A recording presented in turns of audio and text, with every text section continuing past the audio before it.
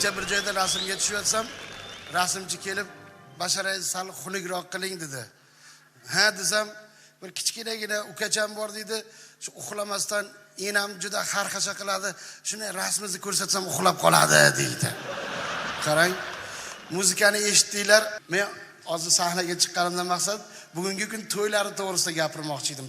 To'ylarimiz e'tibor qilyapsizlarmi yo'qmi? Keyingi paytlarda shouga aylanib ketyapti, shouga. Nima emish, kelin bilan kuyov to'ydan 1 oy oldin bitta raqqosani yollab raqs o'rganar ekan. Ular visol valsini o'rganar ekan. Ular 1 oy kelin bilan kuyov o'rganib, to'y kuni haligi shamlarni bunday qilib, yurakcha qilib yoqib qo'yib, o'rtasiga kelin bilan kuyov kirar ekan. Bu tomonda kelin dugonalari qip-qizil kiyimda, bu tomonda kuyov jo'ralar bir xil kiyimda. Kuyov kelinni belidan ushlab visol valsiga tushyapti. Beldan ushlab olgan va kuyov bola hammani oldida uyalmaysanmi? To'ydan keyin bemalol chimildiq olib chiqib, bemalol o'ynamaysanmi? U ham mayli. Ularni to'yning o'rtasida o'rtakash e'lon qiladi. Ana endi fotoslayd orqali sizlarga namoyish qiladigan Love Story'ga navbatda beramiz deydi.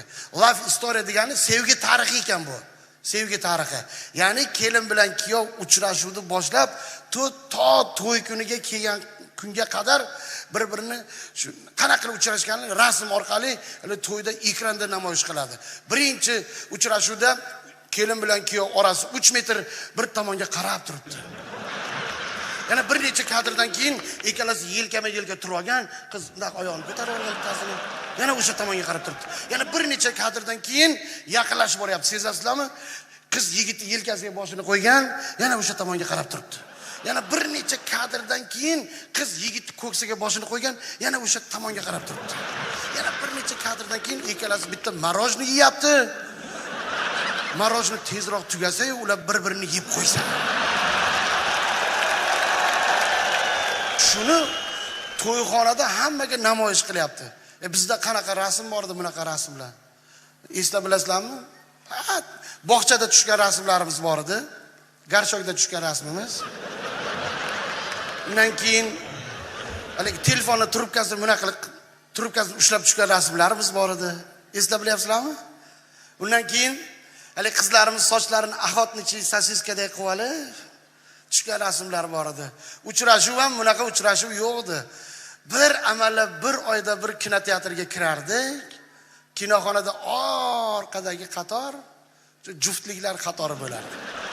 Kinoni boshidan oxirigacha kino davomida mana shu kichkina barmoqchamiz kelinning bitta barmoqchasiga teksa bo'ldi. Zaryadga to'lardi shu bilan. Batareyka to'lardi. Anchagacha yetar bu batareyka. Qarang, bizani batareyka original batareyka bo'lgan ekanda. Haligi kelibdi degan qo'shiq aytilmasa, kelibdi. Kelin bilan kuyov davraga kirib kelmaydi. Endi bizda qanaqa davrda qo'shiqlar bor edi. Vodiy, Toshkent, Farg'onada to'ylar muborak bilan kelin kuyovlar kirib kelardi. Undan keyin mana bu Buxoro, G'ijduvon tomonlarga o'tsangiz, bodo to'yo muborak bodo.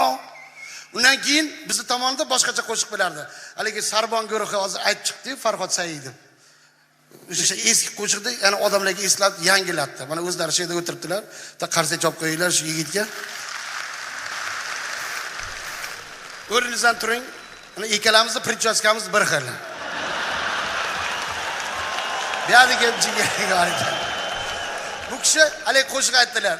O'ktam ekan pochchamiz. Yor yorone, yo'liga gul sochchamiz.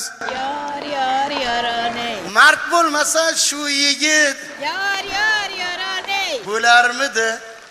Pochchamiz. Yor yoron. Shu qo'shiq bilan kelin kuyov kirib kelardi biz yoshligimizda.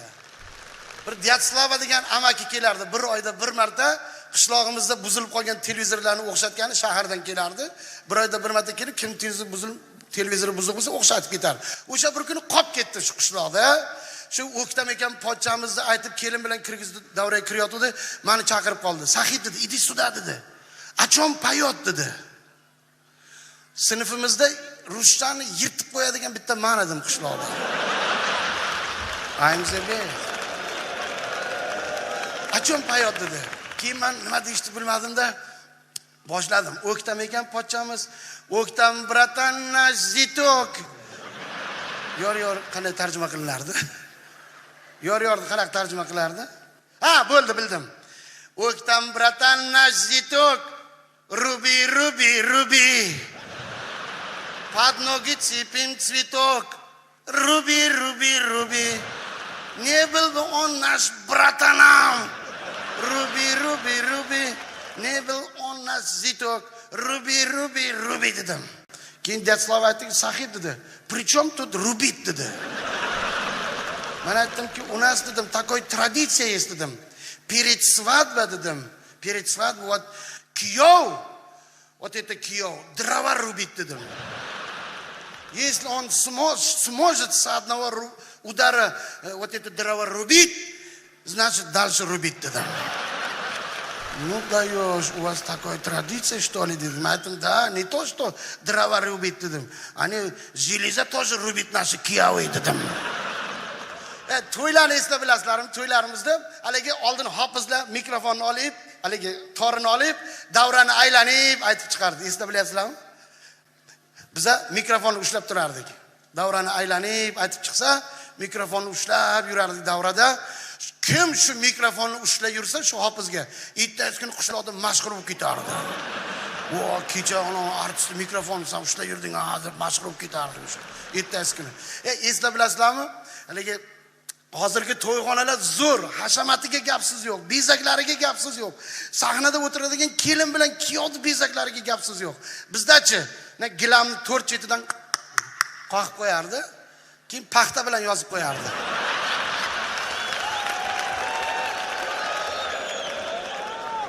Xush kelibsiz Turdibek va Surayyoning nikoh to'yiga.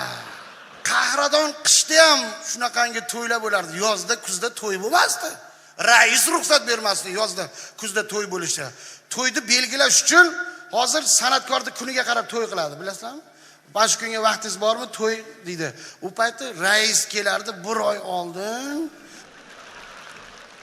Rais chaqirdi bo'lardi, raisga ziyofat berib, keyin to'y kunini belgilardik. Qishda ham to'y bo'lardi. Qahradonda shu brezent bilan o'rab qo'yib, kelin bilan kuyov davrada kelin kapchonka bo'lib qotib qolgan. To'ydan keyin hech narsaga yaramaydi. 3 kun isitish kerak u kelinni. Kechga qo'yib. Kuyov muzlab qolgan. Uni 2 kun o'qalash kerak ekan o'ziga keltirish uchun.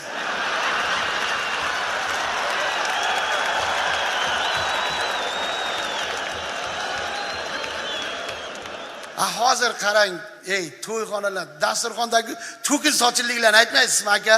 Dasturxondagi yo'q narsani o'zi yo'q hozir, to'g'rimi? Hamma narsa bor. Joyi kelganda rahmat aytish kerak. Shu shaharda dasturxonni to'kin sochin qilayotgan, mana shu qishloqlarda xizmat qilayotgan dehqon fermerlarimizga katta rahmat. Fermerlar.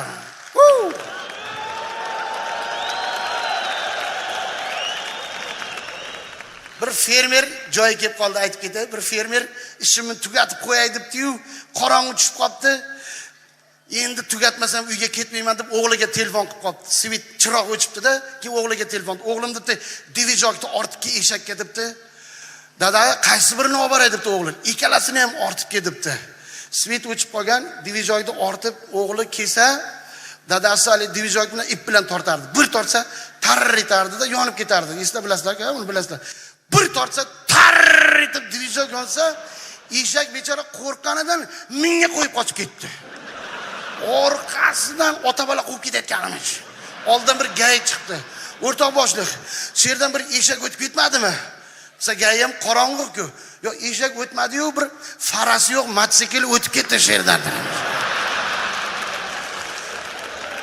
Undan keyin shou gruppalar kelyapti, to'yga raqsga tushib, haligi davrani qizdirib, ketyapti-da, keyin to'yni yarmidan u yog'i diskotekaga aylanib ketyapti.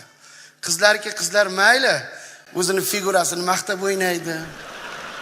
Kuylaklarini reklama qiladi. Yigitlarga nima bor ekan? kecha bir to'yga borib qoldim deng, haligi bitta qo'shiq bo'lyapti. U qo'shiqni sizlarga so'zlarini aytib berishga qo'rqaman, uyalaman. Mayli qiziqchiligim uchun, qiziqchi bo'lganligim uchun sizga aytib beraman. Haligi qo'shiq. O bože, какой мужчина. Ya'ni aytmay, ha? O bože, yigitlar so'zini qo'shilib aytayapti o'sha. Qo'shiqqa o'zi qo'shilyapti. Nima to'g'risida ketayotganini bilmaydi. Rus tilidan ikkiga o'qigan bo'lsa ham, "O bože, какой мужчина. Я хочу от тебя сына", deyapti voy bola. "И дочку, и точку", deb qo'yapti. Yigitlar, so'ziga e'tibor qilib o'ynanglar. O'ynanay.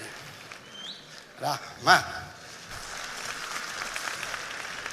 U boshqa millatda "O bože, какой мужчина" deydi, 1 yil yashaydi, keyin 2-yildan keyin "Где алименты за сына" deb boshlaydi keyin.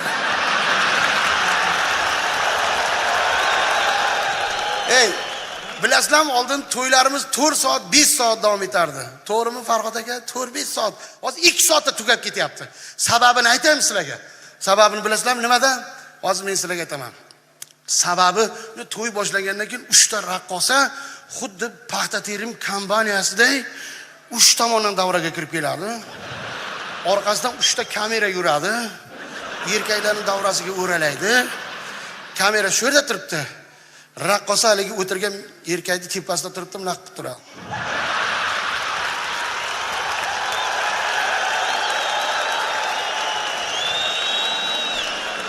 Agar bu ta'sir qilmasa, keyin durtishga o'tadi.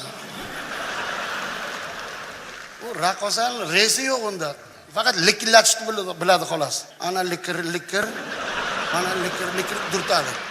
Voy, erkak 1 pul beradi. Aylanib keladi, 2 pul beradi.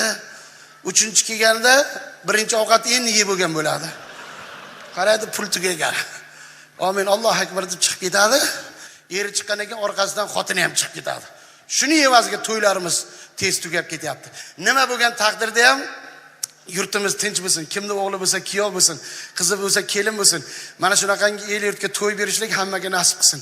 Hammani tani joni sog' bo'lsin. Men so'zim yakuni sifatida bitta niyat qilmoqchiman. Bu odamning tanasi xuddi davlatga o'xshar ekan. Davlatga. Og'iz bu boshxona. Halol narsani kirgizadi, harom narsani ichkariga o'tkazmas ekan. Ko'z, quloq bu chegara qo'shinlari. Bu tanaga keladigan ziyon zahmatlardan bu asrar ekan ko'z, quloq. Qon bu suv, hayot manbai. Suv bor joyda hayot bor. Qon tanani hamma joyda yurar ekan. Jigar bu ichki ishlar qo'shinlari ekan.